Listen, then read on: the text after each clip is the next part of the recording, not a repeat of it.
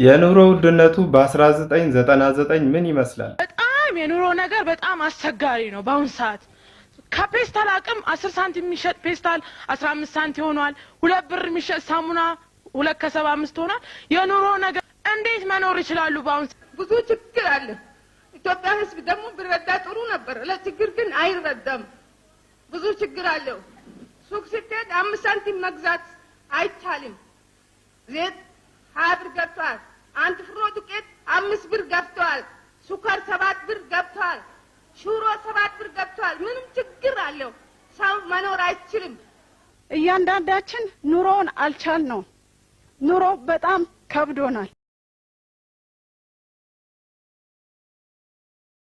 የአንድ ሊትር ዘይት ዋጋ ከ8 ብር ተነስቶ ነው 20 ብር የገባው። ስለዚህ እንዴት አድርገን ነው መኖር የምንችለው? ለምሳሌ ስንዴ ተሰጠ።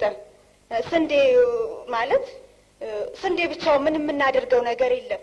በኑሮ ውድነት ሁላችንም በየጓዳው አይደለም የውጭ እንግዳ ለማስተናገድ ልጆችን እስከ መጥላት ደረጃ የተደረሰበት ሰዓት ነው።